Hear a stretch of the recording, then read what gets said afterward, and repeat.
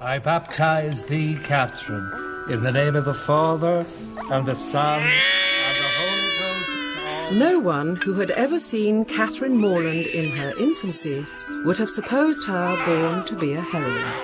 Her situation in life, the character of her father and mother, and her own person and disposition were all equally against her. A family of 10 children, of course, will always be called a fine family, where there are heads and arms and legs enough for the number. But the Morlands were in general very plain, and Catherine, for many years of her life, as plain as any.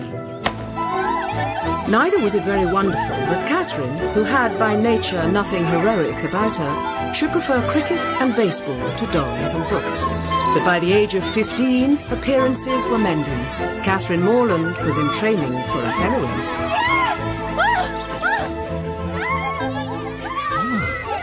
Look, Aunt Catherine has turned out rather well. Come on, Catherine, let's carry on. No, later. She's quite a good-looking girl. But she's almost pretty today. And she's grown very fond of reading of late. I wonder if it can be good for her, my dear, to read quite so many novels. Oh, why ever not? Now, what could be a more innocent or harmless pastime for a young girl than reading? He was interrupted by a noise in the passage leading to the room. It approached. The door was unlocked. A man entered, forcibly dragging behind him a beautiful girl, her features bathed in tears and suffering the utmost distress. Take her! Don't leave her where I shall never see her more.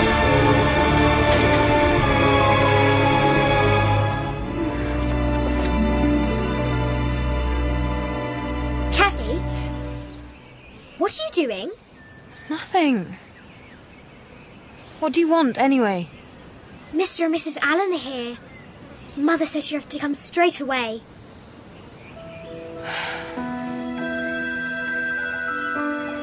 No, said Dr. Mallison. No other place will do so well for a gouty constitution like Mr. Allen's. No other place will do so well for squandering money. Oh, fine, Mr. Allen. You know you love to see me happy. And thinking of that... Well, Catherine is young to go, but, well, Mr. and Mrs. Allen for protection. I see no danger in it. She's a good girl. I think we can trust her. Why, Catherine, how you've grown. Quite the young lady, isn't she, Mr. Allen? Mr. and Mrs. Allen come with an invitation, Catherine. We would like you to accompany us to Bath for a time. For when a young lady is to be a heroine, something must and will happen to throw adventure in her way.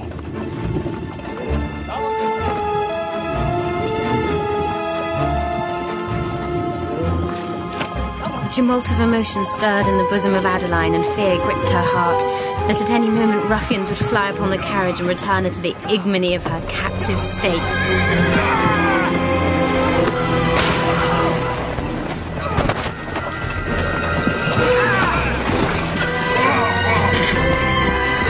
Thank God, Mrs. Allen.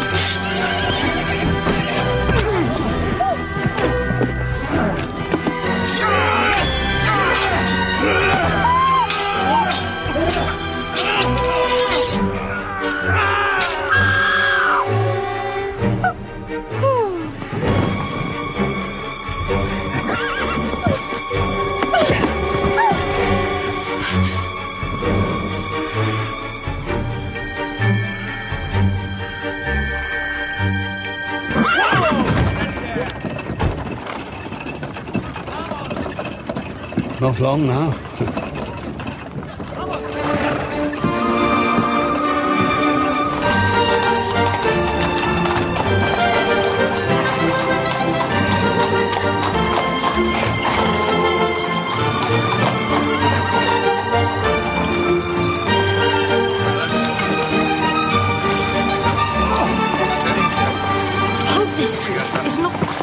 artist to dress, but for myself, I love to be at the centre of things. So do I.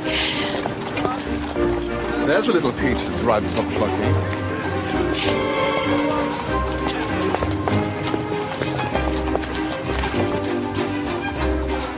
So many people. I wonder who they can be and what their stories are. Hardly worth knowing, I should say. If they choose to roam the streets, and they could be sitting at home by a good fire. Oh, Mr. Allen is so droll. He always says the opposite of what he means, for he loves good company. When shall we go into society, Mrs. Allen? I suppose it is too late this evening. Bless you, my child, we neither of us have a stitch to wear. I did bring my best frock, and my pink muslin is not too bad, I think. No. Would you have us laughed out of Bath? Resign yourself, Catherine. Shops must be visited. Money must be spent. Do you think you could bear it? Very easily, sir.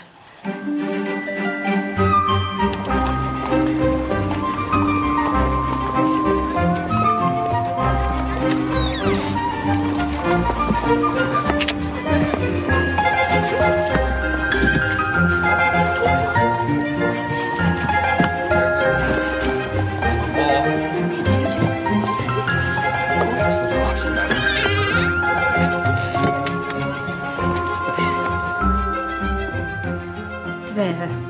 Did you ever see anything prettier, Mr. Allen? Other than yourself, do you mean, my dear?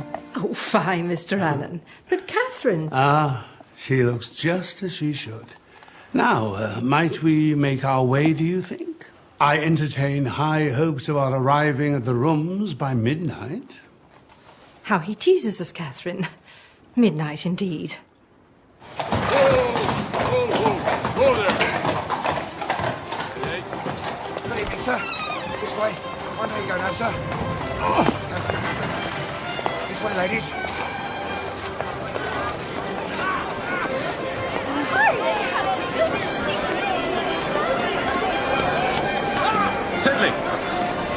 Sedley! There you are. Is there anyone here? Well, not a soul, John. There's no one here at all. What could he mean? If I might, just... Thank you. Excuse me. Card room, I think. Mr. Allen! See you later, my love. Come this way, Catherine. Pardon me, miss.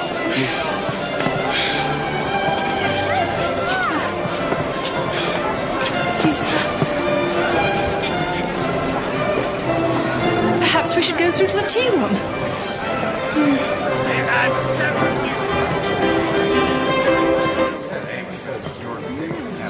Quick, there are two places.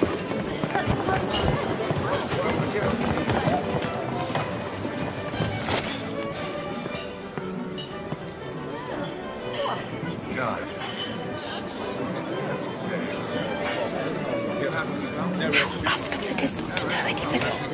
Yes, my dear. Very uncomfortable indeed. Then you see, one can't speak to people unless one has been introduced. But who will introduce us? I'm sure I've no idea.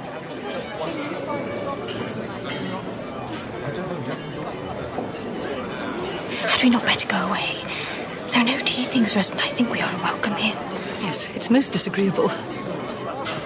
I wish we had a large acquaintance here. I wish we had any.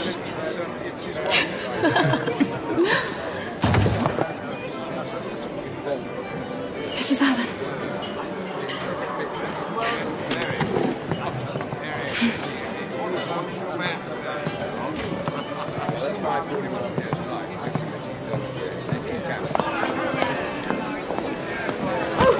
Have a care, sir. 1,000 apologies, Mum. Catherine, do take this pin out of my sleeve. It was not your fault, sir. Allow me. Thank you kindly, sir. Though I'm afraid it's torn a hole already. There. Nothing too disastrous, Mum. I shall be sorry if it has, for it's a favourite gown. Really, Mrs. Allen, one would hardly notice. No, it cost but 9 shillings a yard. 9 shillings. That is exactly what I should have guessed. Do you understand muslins, sir? I understand them very well. My sister has often entrusted me in the choice of a gown. I bought one for her only the other day. 5 shillings a yard, and a true Indian muslin. What do you make of that? Well, and I can never get Mr. Allen to tell one of my gowns from another. But tell me, sir, what do you think of Miss Morland's gown? Miss Morland's gown? Miss Morland's gown is very pretty. Though I don't think it'll wash well. I'm afraid it will fray. How can you be so... Presumptuous. Indeed, without so much as an introduction. You must allow me to make amends, Mrs. Allen.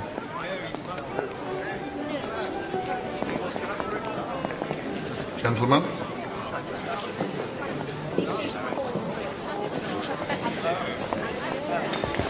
Thank you. Very kind indeed. One moment. What a very... Really, I shouldn't have allowed you to speak to him as a stranger. But he had such an understanding of muslin. I wonder where he's gone. Oh, here he comes again. And he's brought Mr. King with him, the master of ceremonies himself. Mrs. Allen, Miss Morland, allow me to present to you Mr. Henry Tilney, just lately arrived in Bath. Mrs. Allen, Miss Morland, delighted to make your acquaintance. Mr. King. Now we may talk to one another. We've already been talking. You mustn't allow anyone to hear you say such things. We shall all be expelled from polite society. Let it be our secret. And now, if your card is not already full, Miss Morland, might I request the pleasure of the next dance with you? With me? Thank you.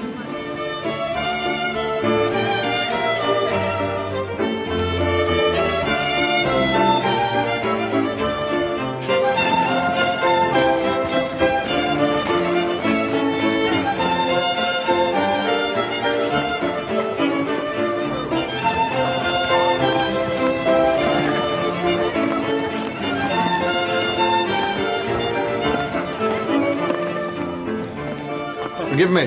I have been very remiss in the proper attentions of a partner. What are they? Oh, I ask you how long you've been in Bath. Have you been to the theatre, and concert, and so on? Wouldn't that be rather dull? Of course. We must do our duty. You ready? Yes. How long have you been in Bath, madam? Not long at all, sir. Were you never here before? Never, sir. Indeed. And have you been to the play? Not yet, sir. Astonishing. Concert? No.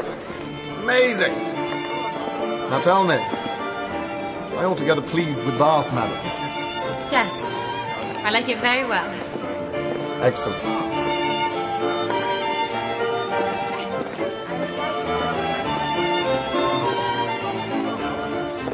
Now I must give you one smirk, and then we can be rational again.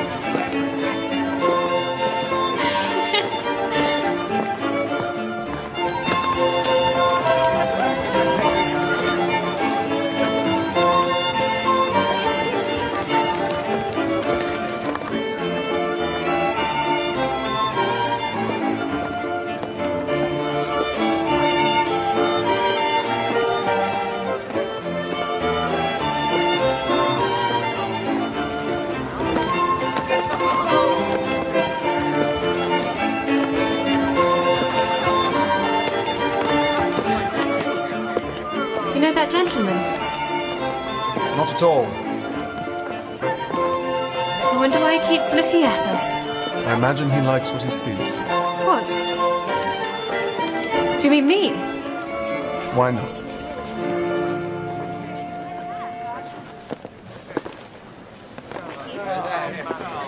So tell me, what will you write in your journal tonight? Friday went to the lower rooms, wore my sprigged muslin dress with blue trimmings. Looked very pretty, though I say so myself. Danced with one man. Was stared at by another. Much more handsome. Indeed, I shall say no such thing. Then what shall you say? Perhaps I don't keep a journal at all.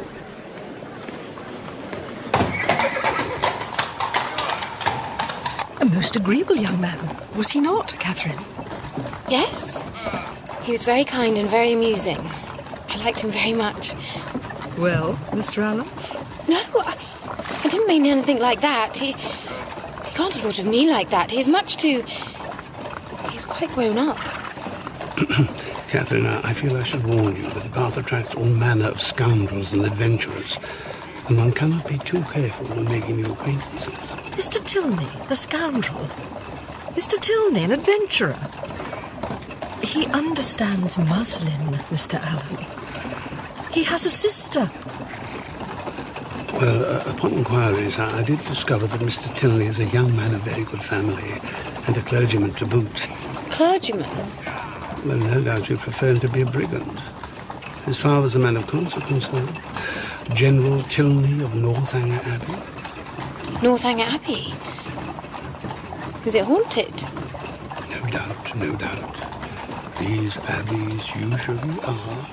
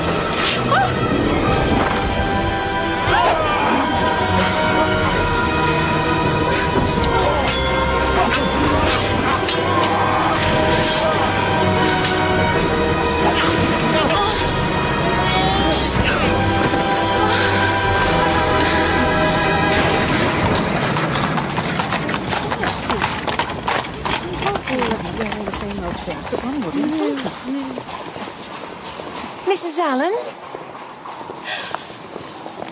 This must be Miss Morland. Mrs. Thorpe, your brother James told me to look out for you. You know James? Indeed we do. He's up at Oxford with my son John. Mrs. Thorpe, my old schoolfellow. Yes, he went to you at Christmas. And I may say he endeared himself to us all. Ah, here come my girls now. Isabella, my eldest, and Maria and Anne. Isabella, this is Mrs. Allen and Miss Catherine Morland, James's sister. James's sister? How do you do, Miss Morland? I've so long wished to meet you. Your brother has spoken of you so affectionately. I am sure that we will be the very best of friends. I'm so pleased you love Mrs. Radcliffe novels too. I wish I were you. Just beginning to read Udolpho for the first time. Is it really very horrid?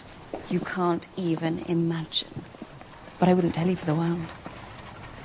Well, perhaps one incident to whet your appetite.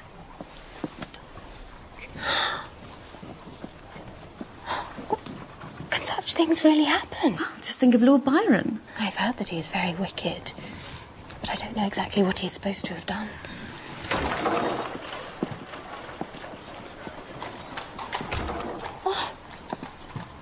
And I have heard that he is here, in Bath. Should we go to the pump room and see if we can see him? Perhaps your Mr. Tilney will be there too. He's not my Mr. Tilney, Isabella. Indeed, you mustn't say he is. Isn't he? Well, there's a certain person who will be very glad to hear that. Who do you mean? Never you mind.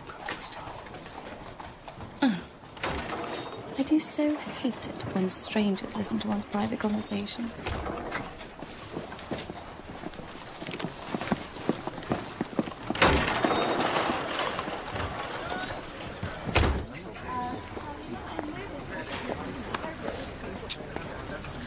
No, his name's not there. I think he must be gone from Bath. Yet he never mentioned his stay would be so short. Perhaps it's just as well. My brother John says the whole family is very bad. The eldest son as bad as Lord Byron, John says. Surely he's mistaken. Mr. Tilney couldn't have been kinder or more gentlemanlike. Appearances often deceive, you know. But he is a clergyman. That signifies nothing these days.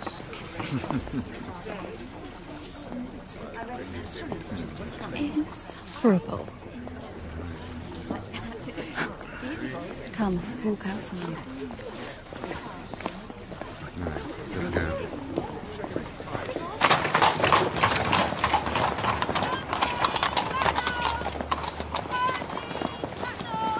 Are they following? No. They're going towards the churchyard. Good. We are rid of them. Now, if we turn down there, it will bring us to Milson Street. Shouldn't we come upon them again if we did that? Oh, never mind that. Come, make haste.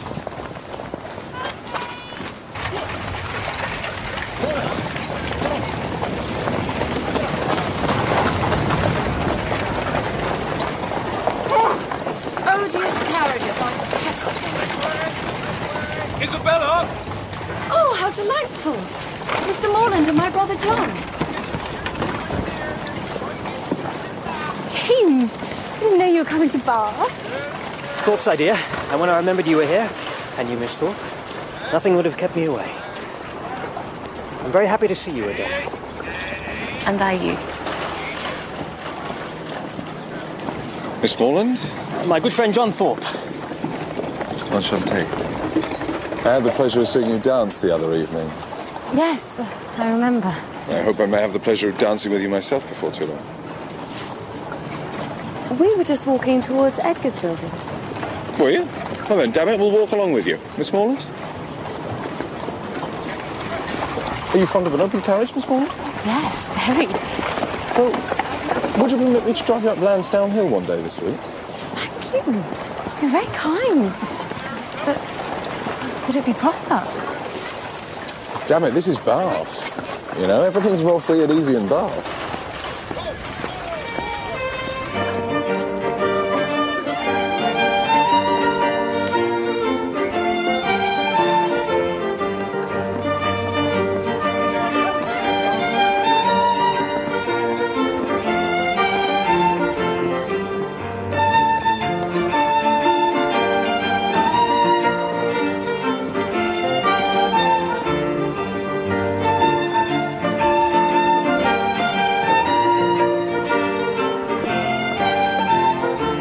Penny for your thoughts, Miss Morland. It's just... Have you ever read Udolpho, Mr. Thorpe? Rodolphe? Lord. No, I never read novels. I leave all that to Isabella. I read The Monk the other day, though. Monk? Is it as shocking as everybody says? You can borrow it if you care to. Hot stuff, you know.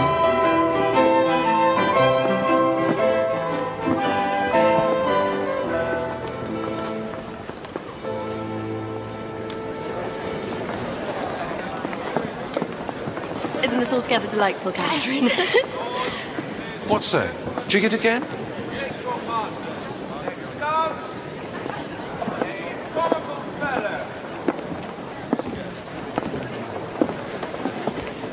Miss Morland, allow me to introduce Ellen, my sister. Your sister? Oh, yes, I'm very happy to meet you, Miss Tilney. And are you? Henry has told me so much about you. You can't imagine how surprised I was to see your brother again. I felt so sure of his being quite gone from Bath. Ah, yes. When he saw you before, he was here to engage lodgings for us. He only stayed the one night. Oh, I see. Your brother dances very well. Yes. And he is very amusing. Yes, he is, when he cares to be.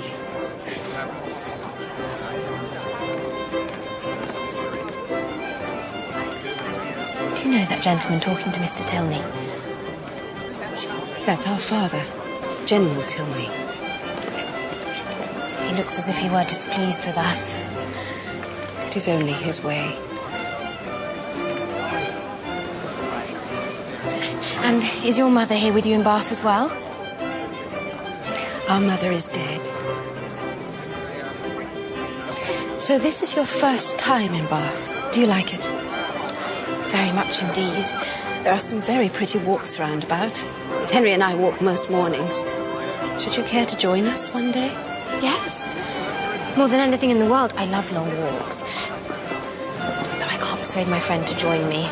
She thinks it a waste of time when there are so many other things to do in town. I can see that she might.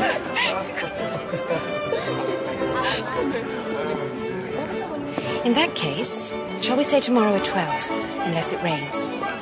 Yes, Catherine. You simply must hear this. Come quickly. Excuse me.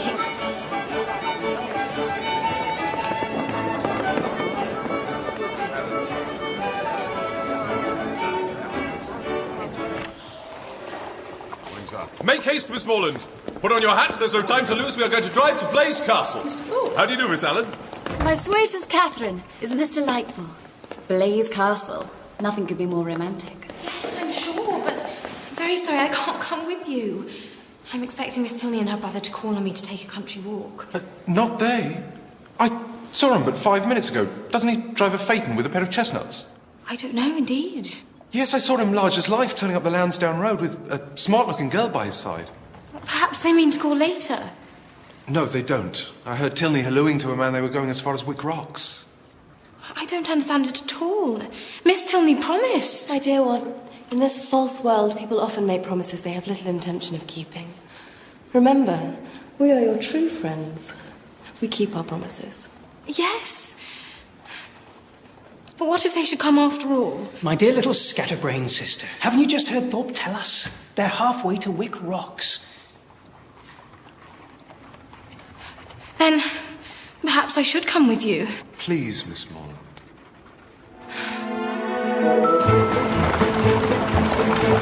Goes very nice, doesn't she? Smooth as silk. How do you do, sir?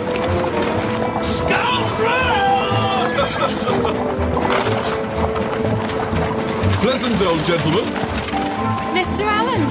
Yes, and so good-natured. And rich as Croesus, or so I hear. I believe Mr. Allen is very rich. And no children at all? No, none. But you're quite a favourite there, I gather. Mr. and Mrs. Allen are very kind to me, yes. Ever since I was a baby. Excellent, excellent. Oh, Miss Tilney! Stop! Stop now! It's Miss Tilney and her brother. There'd be hell to pay if I try to stop him now. Stop, Mr. It's Thorpe. too late. Well, I'll get down. It's not possible. Whoa there. How could you deceive me so? Well, what if I did? Where would you rather be, in a spanking gig driving to Blaze Castle or trailing about in the dirt with some canting prig of a parson? Mr. Tilney is not a canting prig. And you have made it seem as if I've broken my promise to them. Whoa there. Look here. Miss Morland, I might not have been completely straight with you, but I had good reason. You think of your brother's happiness, and Isabella's. They couldn't go off unchaperoned. And I was thinking of you, too. Not altogether happy to see you with the Tilneys. The whole family has a terrible reputation, something very strange about the mother's death. You can't mean... We must be careful when making new acquaintances. We're not all as honest as you and I, huh? But Mr. Tilney and his sister have been so kind to me. Truly sorry, Miss Morland, if I have caused you any distress, but you can set it all right tomorrow. Let's at least try and enjoy ourselves today. Damn it, I've been looking forward to driving you out more than anything. Come on, what do you say? Very well. Whoa. Everything all right, Thorpe? Absolutely. Walk on.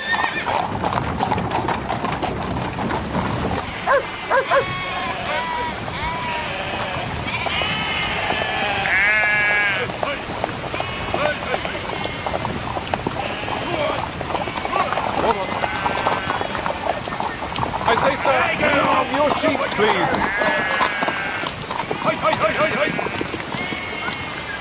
It's just a spot of rain. It'll clear up in no time. Thorpe, we better go back. Your sister thinks so too. We're not halfway to Blaze Castle. Very well, as you wish. It's all one to me.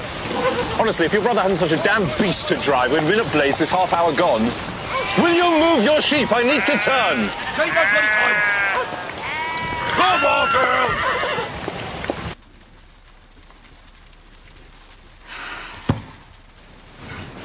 Lord, what would the men think if they could see us now? How can I ever face the Tilneys again? Now, you mustn't be cross with John, dearest one. Do you know he told me he liked you better than any girl he had ever seen? And he thinks you're the prettiest girl in Bath. Don't know why he should think that. No need for false modesty. Now, how far have you got on with Udolpho? I've just got to the Black Veil. The Black Veil. Well, I wouldn't tell you what's behind it, not for the world. And when you've finished it, you will read The Monk. That's my brother's favourite, you know. Oh, yes, he spoke of it. Is it really very horrid? It is the most horrid, shocking thing in all the world. Ambrosio, the monk, begins very holy, but is drawn into vice by Matilda, and she gives him a magic branch by which he can pass through walls and into Antonia's bed. But it is too shocking. I should blush to tell you. You must read it yourself. The friar pronounced the magic words, and a thick smoke arose over the magic mirror. At length he beheld Antonia's lovely form. She was undressing to bathe herself, and the amorous monk had full opportunity to observe the voluptuous contours and admirable symmetry of her person as she drew off her last garment. At this moment a tame linnet flew towards her, nestled its head between her breasts, and nibbled them in wanton play. Ambrosio could bear no more. The blood boiled in his veins, and a raging fire rushed through his limbs. "I must possess her," he cried. No, Ambrosio. I shall no longer be able to combat my passions. I am convinced with every moment that I have but one alternative. I must enjoy you or die.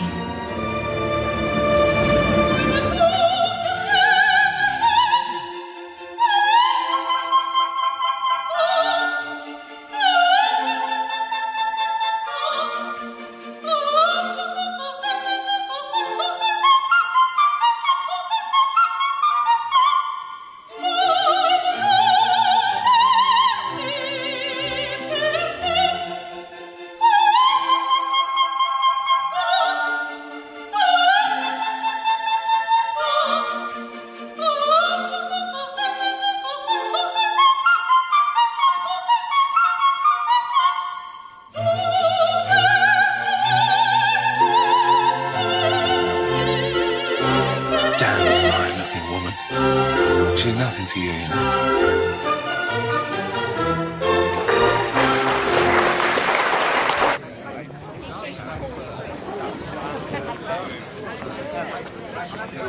Miss Morland, Mrs. Allen, Miss Jane. Mr. Tilney, you must have thought me so rude, but they told me you'd gone out in a phaeton, and then when I saw you, I begged Mr. Thorpe to stop, but he only went faster. If only he'd slowed down, I would have jumped out and run back to you. Please believe me, I would 10,000 times rather have been with you. Are you and Miss Tilney really very angry with me? I must confess I felt a little slighted, but my sister was quite sure there was some misunderstanding. Eleanor, you were right, as usual. Miss Morland is not to blame. She was abducted by force. Oh, no, not exactly, but truly, I did try to make him stop. Don't tease her, Henry. You were quite cast down when you thought Miss Morland preferred the company of others to your own. Perhaps she still does. No, indeed. Oh, that is... Then may I renew our invitation? Shall we say the day after tomorrow for our walk? Yes. Miss Catherine Mayland, very amiable girl, very rich too.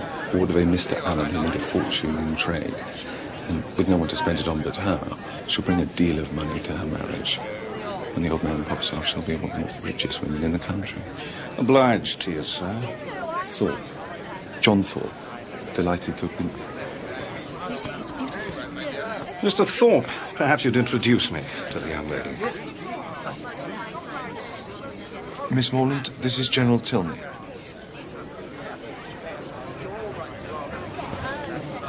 Charming. And did I overhear a country walk proposed? Yes, sir, the day after tomorrow. Then perhaps you would do us the honour of spending the rest of the day with us, after your walk, if Mr. and Mrs. Allen can be persuaded to spare you. I'm sure they'd be happy to spare me, sir. And I'd have great pleasure in coming. Excellent. I shall look forward to making your better acquaintance, Miss Morland.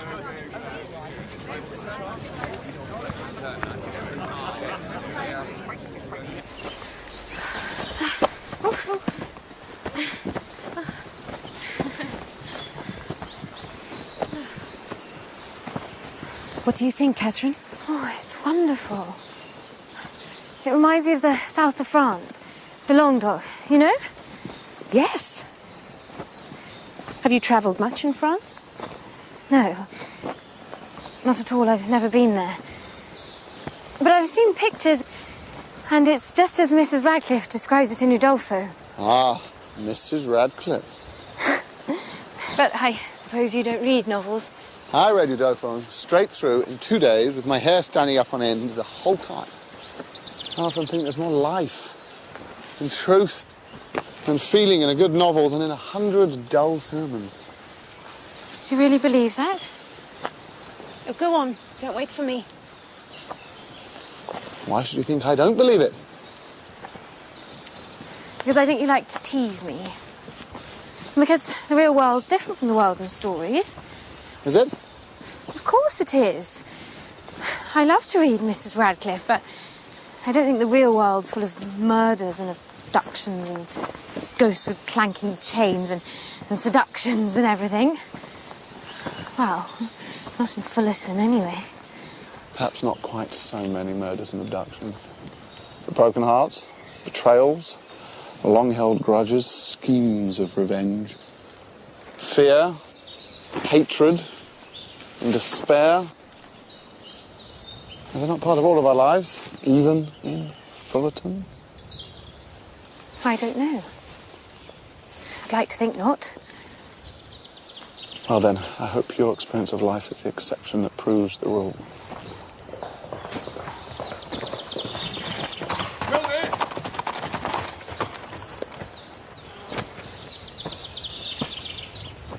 Forgive me, Tilney, for interrupting your walk. I've no time to lose. Of course. You were expected. Mum? Come, let's walk on a little.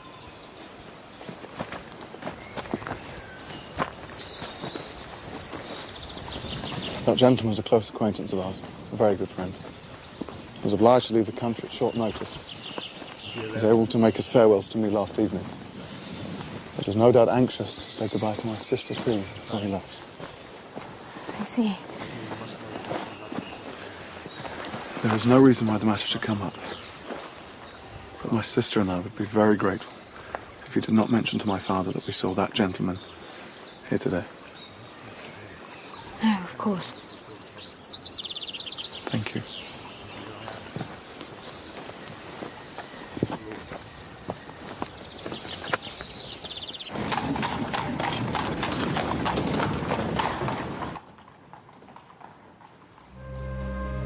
The monk reeled from the unholy sight. "Receive this talisman," she replied. "While you bear this, every door will fly open, and walls will melt away. It will procure you access tomorrow night to Antonia's bedchamber."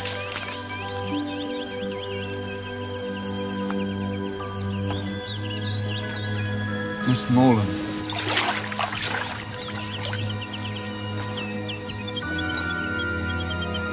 Nothing to be ashamed of.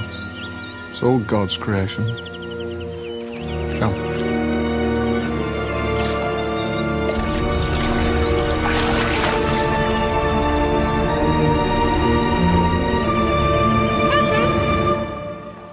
Catherine!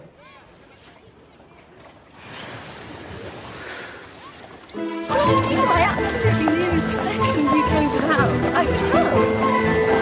And the way you spoke to my mother, I could just... It was almost like fate.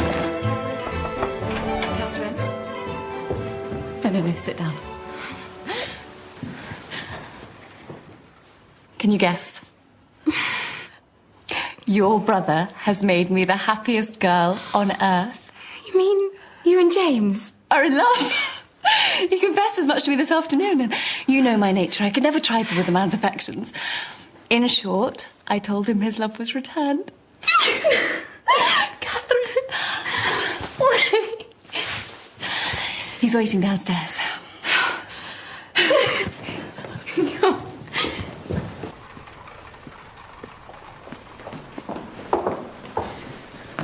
I know I needn't ask whether you approve, Catherine. No, indeed. Though I'm surprised. It's all happened so quickly. Not so. I believe I've been in love with your friend since the first time I set eyes on her. and I. The very first day he came to us last Christmas. The very first moment. I remember I wore this yellow gown. My hair was up in braids. I'm come to say goodbye, Catherine. I'm going straight to Fullerton to seek our parents' consent. Ah, Morland, there you are. Miss Morland, sadly, I too must take my leave for the present. Just for the present. I'm going to accompany James to Fullerton and then on to town to help him choose a ring. Perhaps I might look for one for myself while I'm there. Do you think I should?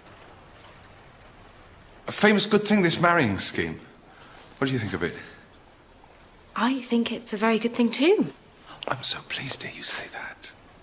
Did you ever hear the old song, going to one wedding brings on another. Perhaps you and I might try the truth of that. I shall think of you when I'm in town. Come on, James, we must tear ourselves away. Go. Go, perhaps forever. Isabella, whatever do you mean? Well, your mother and father. What will they say? I'm sure they'll be very happy for James. But my fortune will be so small. How could they consent to it? Your brother, who might marry anybody. I wouldn't think the difference in fortune would be anything to signify. Oh, my sweetest Catherine, in your generous heart, I'm sure it would not matter at all. But I mustn't expect everyone to think the same. I only wish our situations were reversed. If I had the command of millions, if I were mistress of the whole world, your brother would still be my only choice.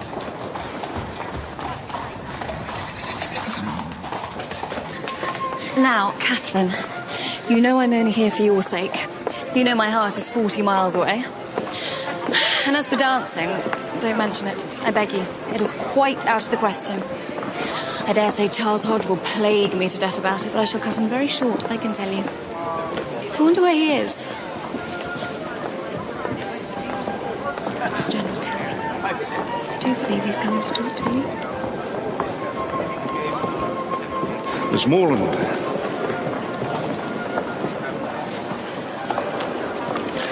Delightful. You will excuse me now. Excellent. Miss Morland, allow me to introduce my brother, Captain Tilney. Charmed.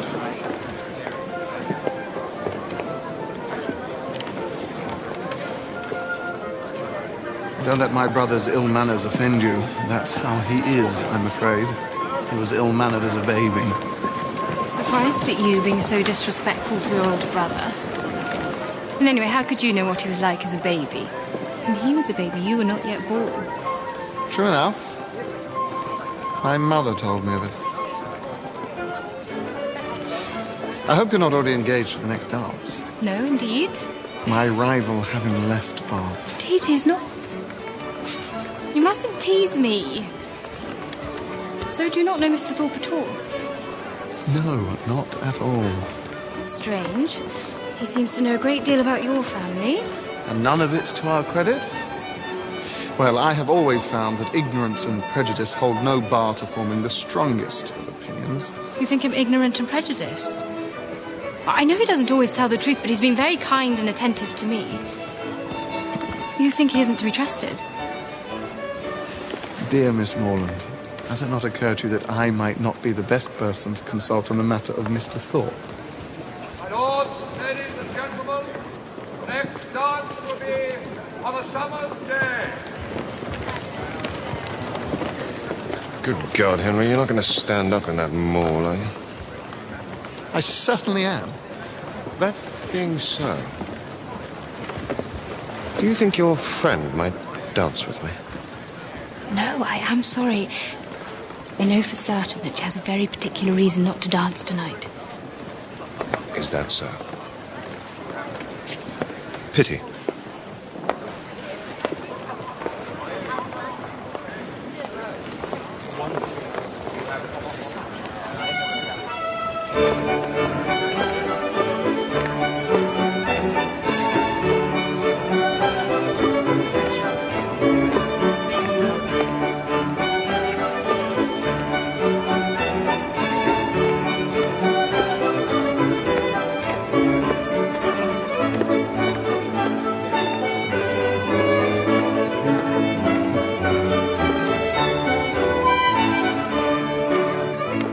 Why are you smiling? Look there.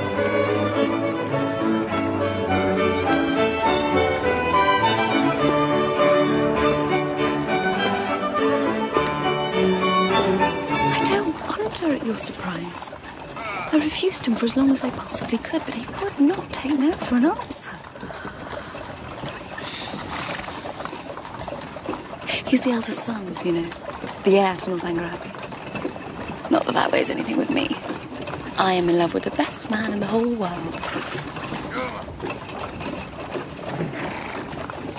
Did you think him handsome? No. Captain, tell me, silly. No. Yes, very handsome. But didn't your brother say he was very bad? As bad as Lord Byron? Oh, John will say anything that comes into his head. I hardly ever take any notice of him. Then, I always want to know what to believe. One thing you can be certain of. My affection. For you and your dear, dear brother.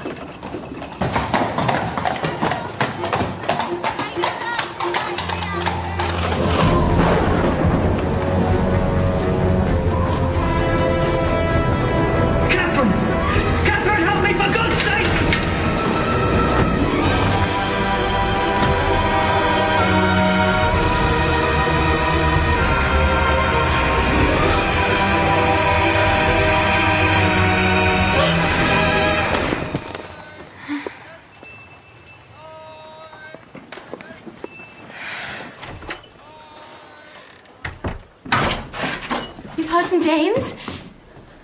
And my parents have consented? Yes.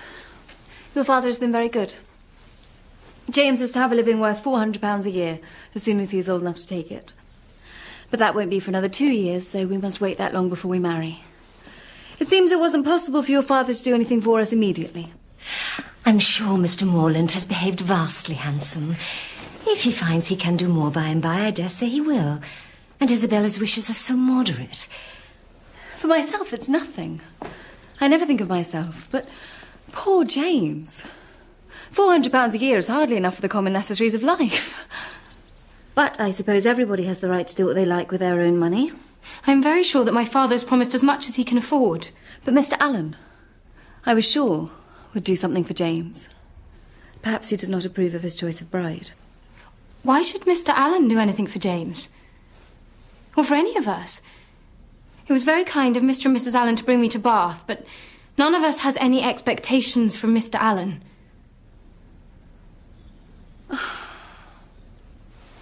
My dear, sweet Catherine, you know I care nothing for money. If we could only be married tomorrow, I would be happy to live on £50 a year. But that's the sting.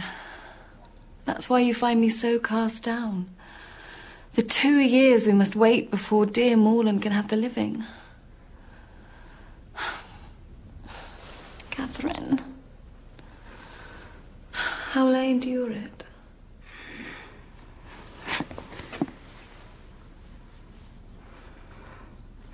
I can well understand how she feels.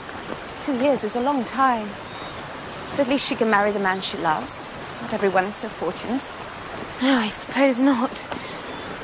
How sad that is. Yes, it is. But how many couples marry for love? I believe my mother and father love each other even more than they love us. And they love us very much. When I was a little girl, I used to think it was like that for everyone. It was only when I started to read novels that I realised it was not. I shouldn't have thought one would have to read novels to find that out. I think you have had quite a dangerous upbringing. Dangerous? How? Well, it's as Henry says. You've been brought up to believe that everyone is as pure in heart as you are. I don't think I'm very pure in heart.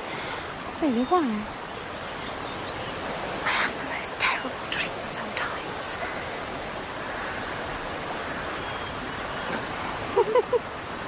What's the joke? Nothing to concern you.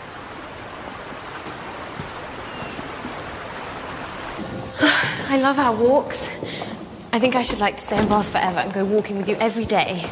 Unfortunately, that won't be possible. Oh? Our father told us just this morning that he's determined on quitting Bath by the end of the week. Oh. Miss Morland. Capital. Excellent.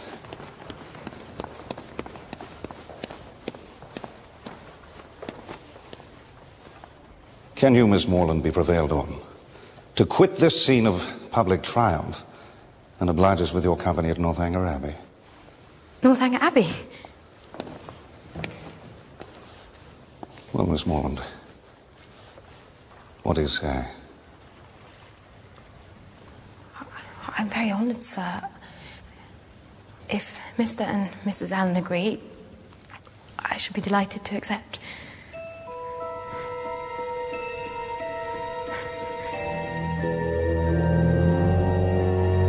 Northanger Abbey? Aren't you frightened to go there on your own? I confess I am a little.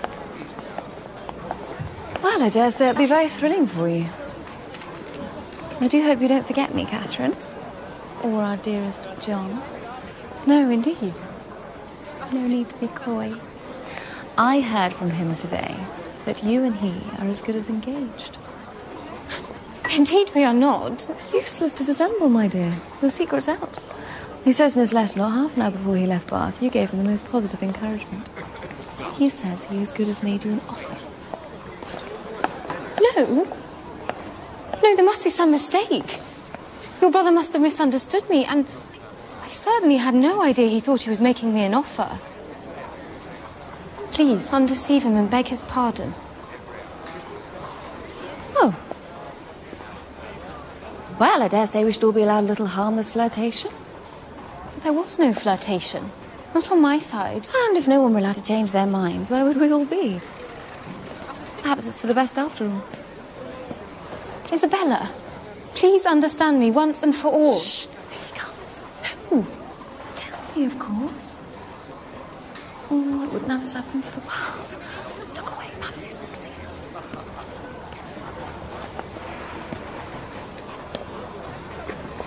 What? Always to be watched? In person or by proxy? Nonsense. My spirit, you know, is pretty independent. I wish your heart were independent. That would be enough for me. My heart? What can you have to do with hearts? None of you men have hearts. But we have eyes. And they give us torment enough. I think Mrs. Allen and your mother are expecting us. Will you come, Isabella? You go. And tell them I'll follow. And if I shouldn't see you, write and tell me all your news from Northanger.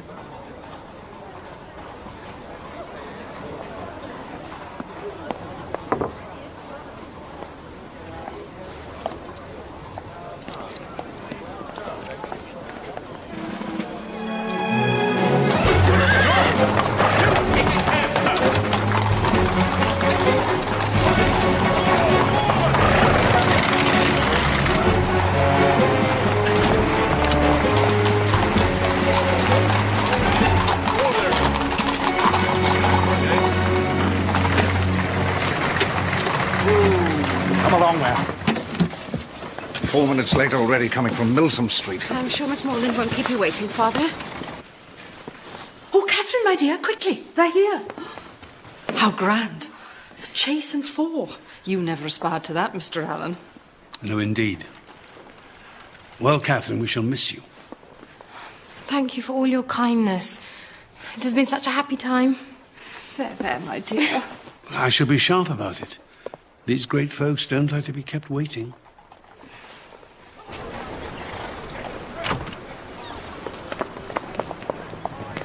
Miss Morland, 1,000 pardons for our late arrival.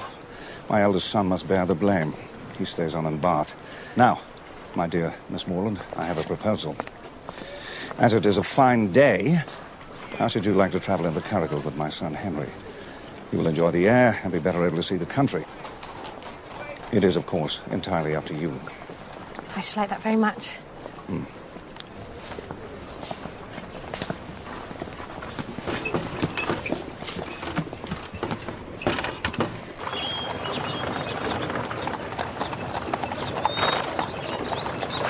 Did your father say that Captain Tilney stays on in Bath? Yes? Oh. You're disappointed. You were hoping for my brother's company at Northanger, perhaps. No. No, not at all. That is, I should have no objection to his company. And what is it? Come. I'm anxious about your brother and Miss Thorpe. I think he cannot know that she's engaged to my brother. I suppose he thinks he has a chance with her. But doesn't he realise how wrong it is of him and what pain it must give to my brother? I don't think you should distress yourself too much, Miss Morland. Your brother should be returning to Bath very soon, and my brother should be leaving to rejoin his regiment. And that will be the end of that. Now, look there.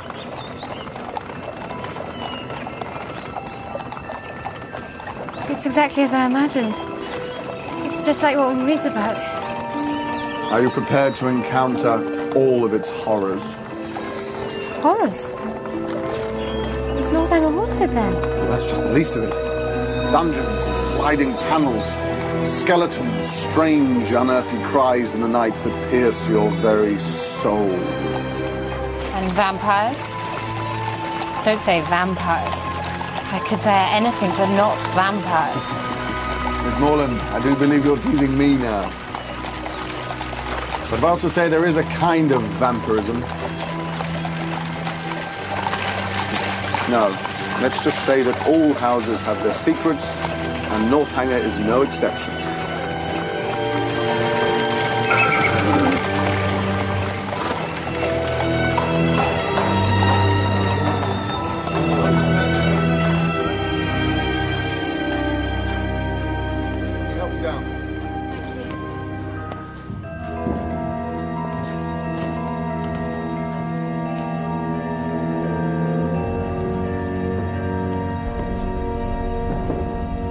Miss Morland, welcome to Northanger Abbey.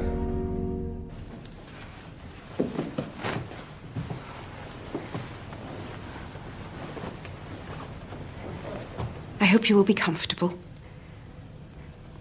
Do please, I beg you, make as little alteration to your dress as possible. My father is most particular about meal times. I'm sorry to have to ask you.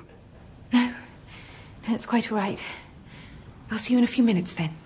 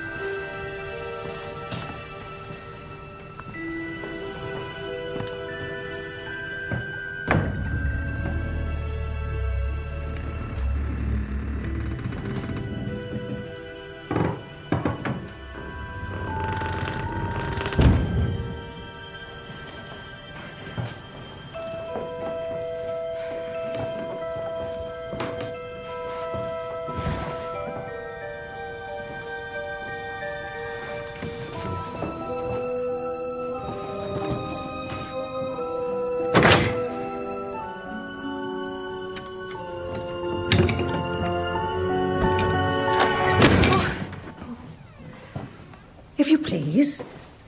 Miss Tilney says, do you need any help, miss? Oh, no. No, thank you.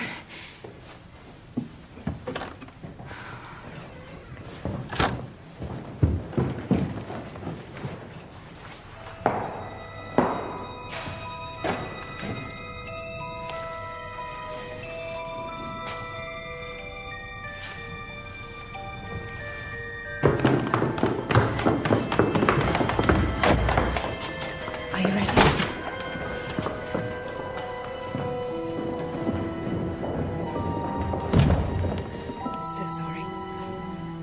Miss Morland, charming. Dinner to be on the table directly!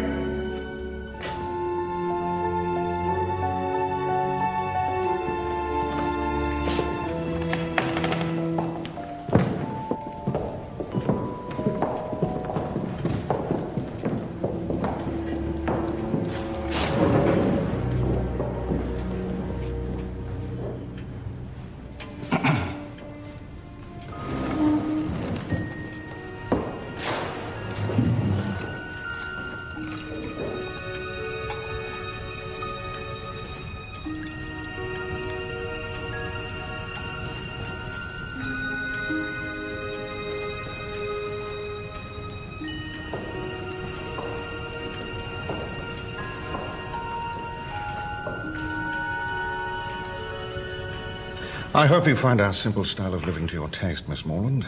No doubt you have been used to better-sized apartments at Mr. Allen's. No, indeed, sir. Mr. Allen's dining parlour is only half the size of this room. Well, now, I suppose I care as little as any man for such things. But a tolerably large eating room is one of the necessaries of life. Tolerably large indeed, sir. But I don't think I've ever been in so large a dining room as this one. You have not? Well, no doubt the rooms at Mr. Allen's are exactly the true size for rational happiness.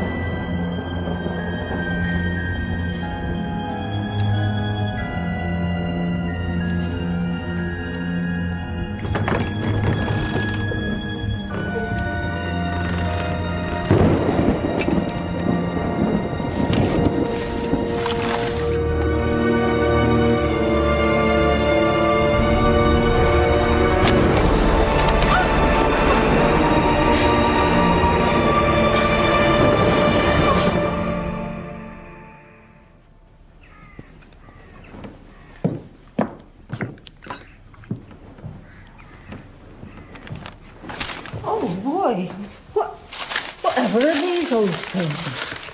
No! No, leave them, please.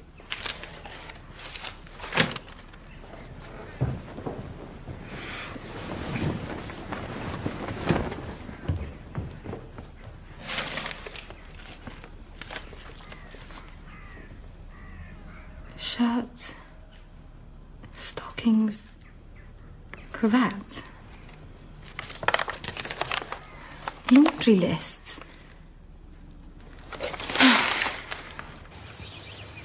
This was my mother's favourite place. I used to walk so often here with her. Though I never loved it then, as I have loved it since. Her death must have been a great affliction. A great and increasing one. What was she like? Did she look like you? I wish I could show you her portrait. It hangs in her private chamber. I suppose you were with her to the last? No. I was away from home when she died. Her illness was sudden and short, and before I arrived, it was all over. So you didn't see her body? No. I wish I could have done. Perhaps it would help me to think of her at peace. Yes. I should like to see her room, if you're willing to show me. You never go there. It is my father's wish. But to see her picture? Yes. Why should you not see it?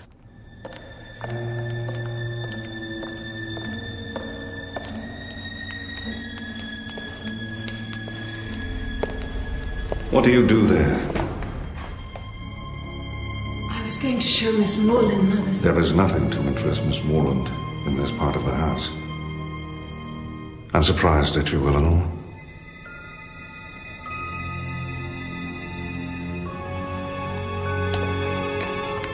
My dearest Isabella, I long to hear your news.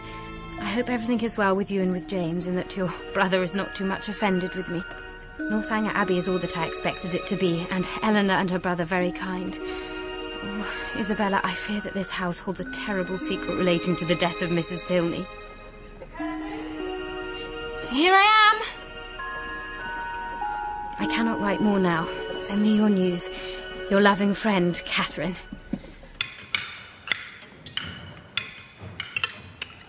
This is a sad day, Miss Morland. A sad day for me, that is. I have to go up to town for several days on business. I trust you'll be able to entertain our guest properly while I'm gone, Henry. Nothing would give me greater pleasure, sir.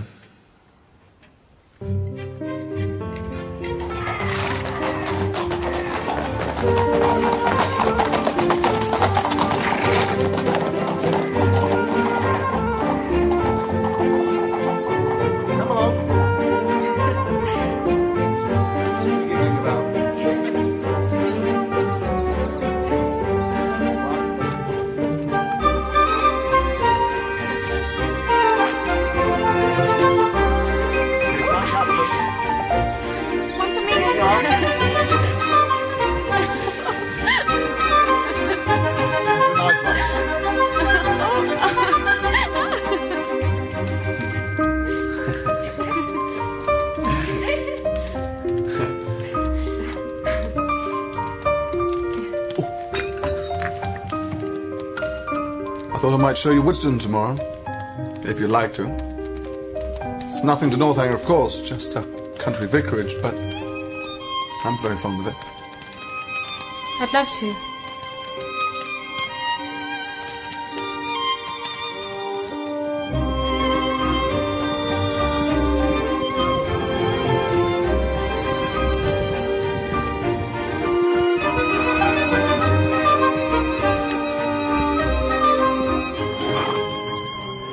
Look. Is that your home? It's lovely. Very glad you think so. I fear we may be about to get a little damp. Come on. I'll race you back.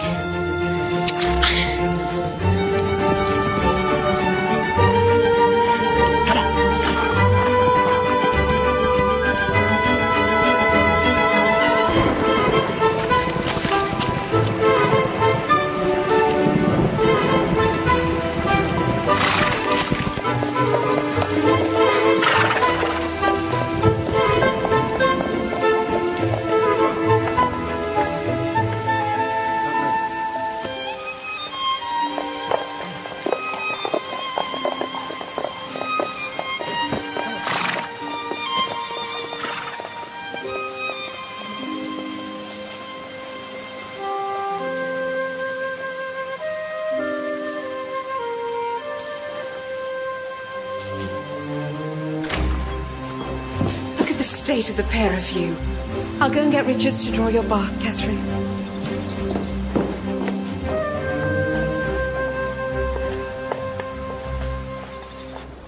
When we were coming to Northanger Abbey, you said that the house held secrets. Did I? And have you discovered any dreadful revelations yet? No, but I'd like to know what you meant. I think that shall have to remain a secret. A secret once explained loses all of its charms and all of its danger, too. Why don't you imagine the worst thing you can and write your own Gothic romance about it? Northanger Abbey would make a very good title, don't you think? Now you're mocking me. But I can't help feeling that this house is not a happy one. Not since our mother died. And even before then. I envy you your happy childhood.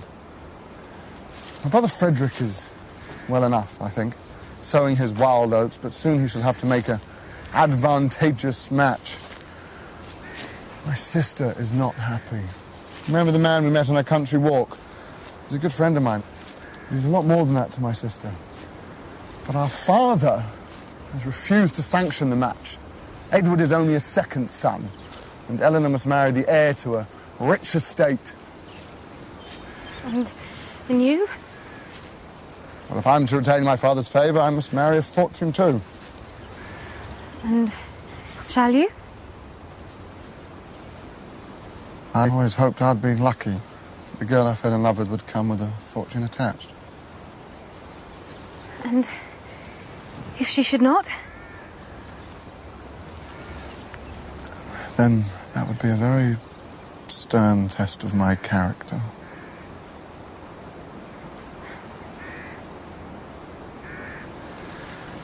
Perhaps we'd better head back. I want to set off for Woodston before nightfall.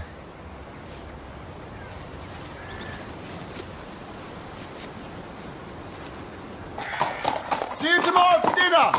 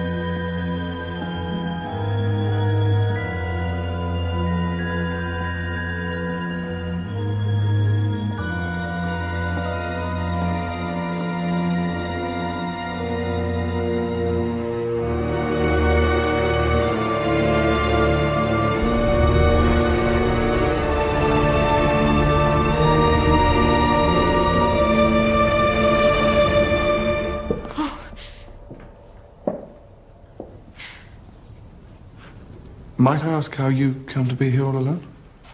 I wanted to see your mother's room. Eleanor was going to show me, but your father prevented us. And so you thought you'd come and see it for yourself? Yes. I suppose Eleanor has talked to you about our mother? Yes. But that is not very much, but what she did say was her dying so suddenly and none of you being at home, and I thought perhaps your father had not been very fond of her. And from these circumstances you infer some negligence? Or something even worse? Then let me reassure you, Catherine. My mother's illness was sudden. And Eleanor was from home, but I was here throughout. And so was my brother Frederick. Our mother received every possible attention. Our physician was satisfied that nothing more could be done for her. The matter was deeply distressing, as you may imagine. Yes, of course. But your father, was he distressed? For a time, greatly so. She had had to bear a great deal from him, but when she was dead, he felt her loss. I'm very glad of it. It would have been very shocking if he had what? If I understand you rightly, you have been suspecting my father of a crime so dreadful. You said yourself the house was full of secrets. And so you decided that my father must be a murderer.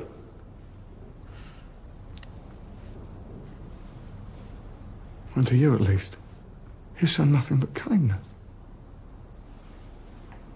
Catherine, how could you? What sort of a fevered imagination must you have?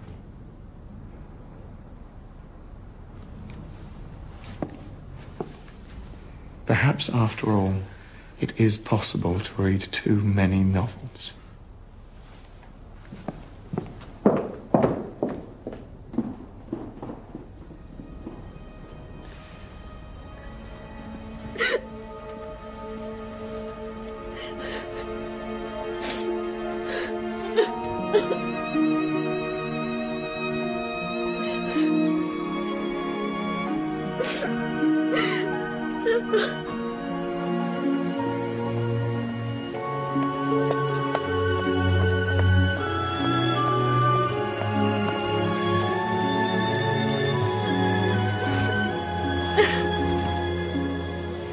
Look, Catherine.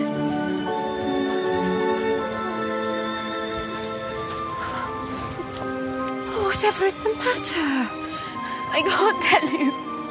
Please don't blame me.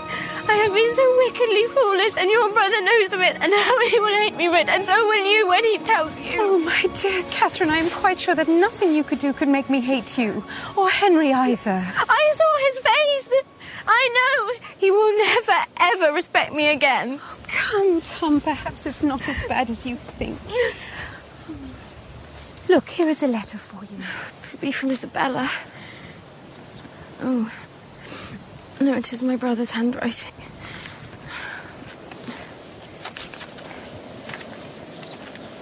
Dear Catherine, I think it my duty to tell you that everything is at an end between Miss Thorpe and me. No. I shall not enter into particulars. They would only pain you more. You will soon hear enough to know where the blame lies. I am ashamed to think how long I bore it. Dear Catherine, I hope your visit at Northanger may be over before Captain Tilney makes his engagement known. Captain Tilney? Frederick? Yes. It's just what I feared. Oh, poor James, he loved her so much. But Frederick? And they are engaged? Yes. No, I can't believe that. No, look here. Dearest Catherine, beware how you give your heart. Dear Catherine, I am sorry for your brother.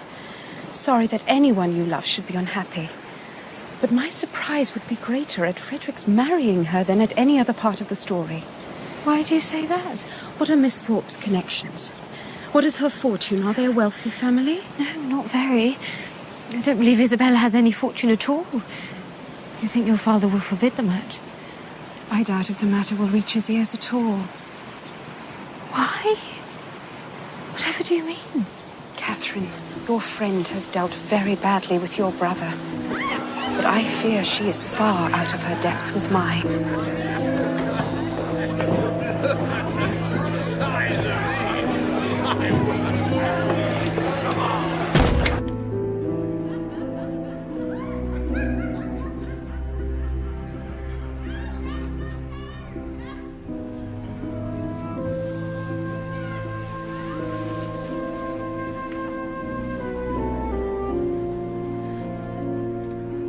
And are we engaged?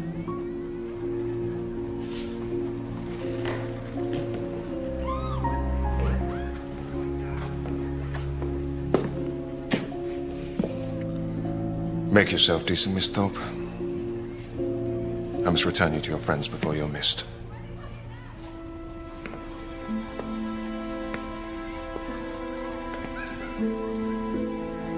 My dearest Catherine, thank God we leave this vile place tomorrow. Since you went away, I've had no pleasure in it, and everybody one cares for is gone. I'm quite uneasy about your dear brother, and am fearful of some misunderstanding. You will write to him and set everything right. He is the only man I ever did or could love, and I know you will convince him of it. I most certainly shan't. So, Frederick is safe from her. I can't say I'm surprised. Aren't you? I am very. I wish I'd never known her. It will soon be as if you never had. There's one thing I can't understand. What has Captain Tilney been about all this time? Why should he pay her such attentions and then fly off himself? He has his vanity as well as Miss Thorpe. And he is accustomed to having his way. Though I am surprised he should have stooped to such an easy conquest. Really? Then I'm sorry for Isabella. I am sure she will be over it soon enough. I hope I don't need to tell you that his brother has a very different character. Henry has the best and truest heart in the world.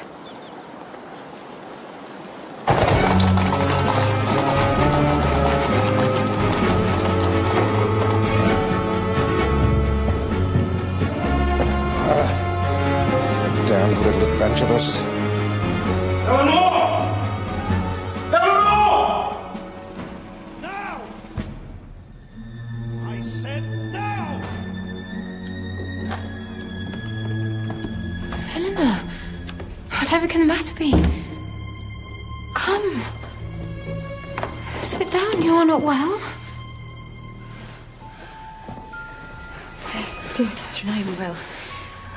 How should I tell you? It's not concerning Henry. No, not Henry. It is my father himself. My father has recollected an engagement that takes our whole family away on Monday. Explanation and apology are impossible.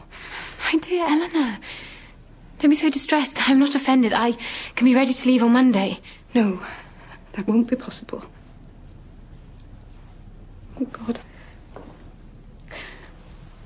My father insists on your leaving immediately. As soon as you can make yourself ready. The carriage will take you to meet the public stagecoach. No servant will accompany you. I'm to travel all night. Alone. Have I offended the General? I have never seen him more angry. Your brother must have been so angry with me. He told your father what I did. What I suspected. I deserve to be sent home in disgrace. You are wrong. I know my father's reasons, and they do him no credit. To turn you out in the middle of the night, well, truly I fear for your safety. The journey is nothing. But have you enough money to pay your way? I never thought of that. Well, there at least I can help you. Oh, Catherine, I am so sorry. I deserve it. I deserve it all. Catherine, I implore you, please take whatever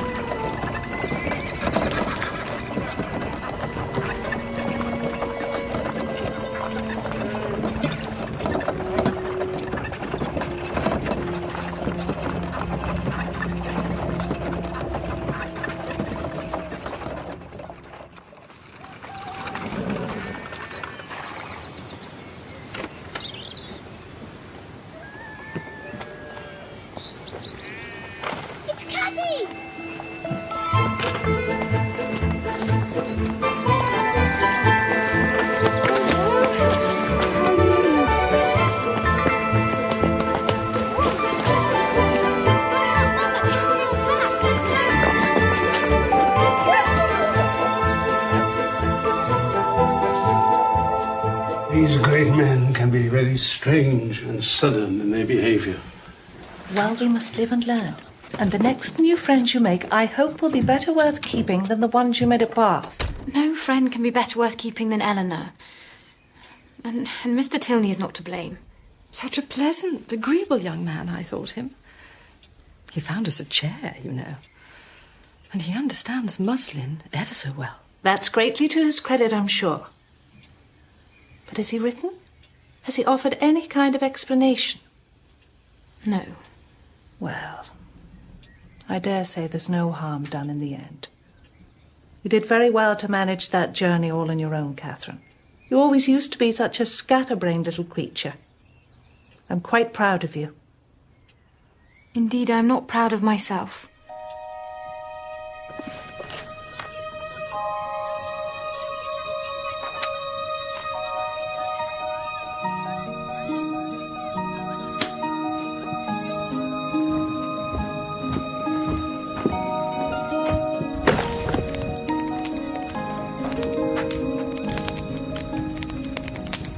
What was the Abbey like? Was it very scary?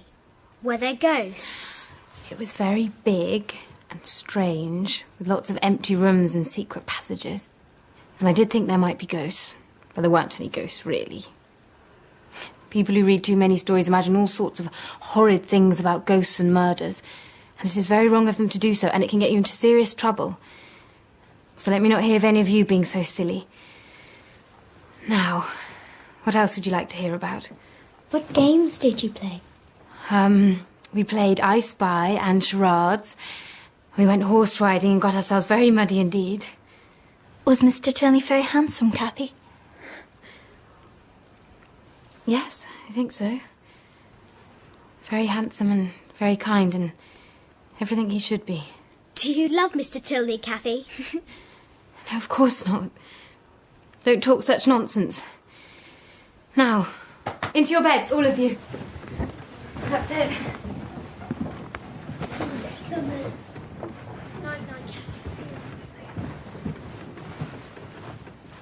Night, Cathy.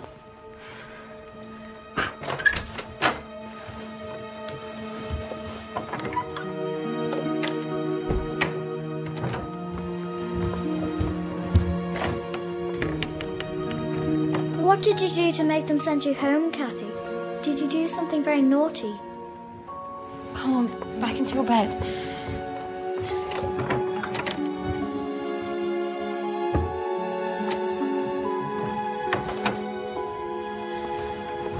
Cathy?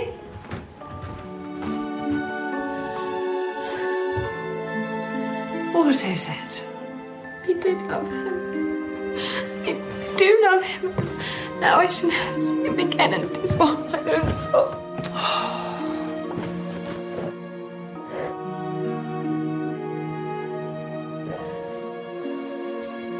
10. Men went to the fence to get back. Very good.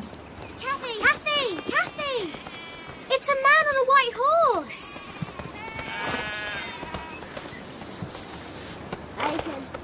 Go and tell Mamma that Mr. Tilney is here. Mr. Tilney?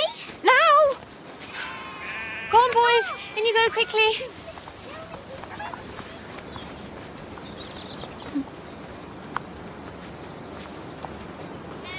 I'm so ashamed of what I said, what I thought. No. It's I who should apologise. There's nothing you have said or thought that could justify the way you have been treated. But you were angry with me, and rightly so. I was angry with you, but that is long past. Your imagination may be overactive, but your instinct was true. Our mother did suffer grievously, and at the hands of our father. Do you remember I spoke of a kind of vampirism? Yes. Perhaps it was stupid to express it so, but we did watch him drain the life out of her, with his coldness and his cruelty. He married her for her money, you see. She thought it was for love. It was a long time until she knew his heart was cold. No vampires, no blood. The worst crimes are the crimes of the heart. But it was stupid and wicked of me to think such things as I did. Cathy, Mamma says, will you bring Mr. Tilney to the drawing room? Come on.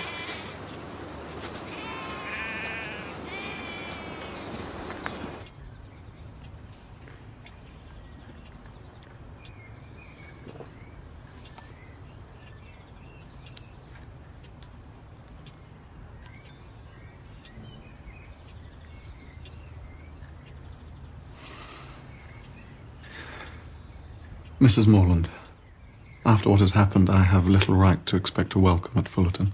You had no part in what happened, Mr. Tilney. And Catherine is as you see her. No harm done.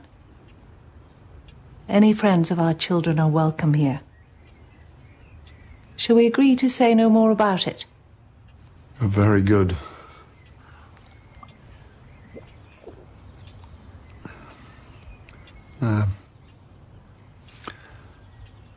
Are Mr. and Mrs. Allen now at Fullerton? They are, sir. I should like to pay my respects. Perhaps Miss Morland might show me the way. But you can see their house from the window. Hush, Lucy.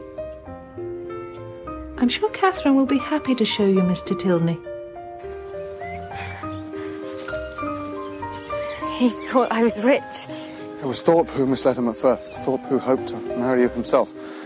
He thought you were Mr. Allen's heiress, and he exaggerated Mr. Allen's wealth to my father. You were only guilty of not being as rich as you were supposed to be. For that, he turned you out of the house. I thought you were so angry with me you told him what you knew, which would have justified any discourtesy. No. The discourtesy was all his. I've broken with my father, Catherine. I may never speak to him again. What did he say to you? Let me instead tell you what I said to him. I told him that I felt myself bound to you. By honour, by affection, and by a love so strong that nothing he could do could deter me from... From what? Before I go on, I should tell you, there's a pretty good chance he'll disinherit me. I fear I may never be a rich man, Catherine. Please, go on with what you were going to say. Will you marry me, Catherine? Yes. Yes, I will. Yes. To begin perfect happiness at the respective ages of 26 and 18 is to do pretty well. Catherine and Henry were married, and in due course the joys of wedding gave way to the blessings of a christening. The bells rang and everyone smiled. No one more so than Eleanor, whose beloved's unexpected accession to title and fortune finally allowed them to marry.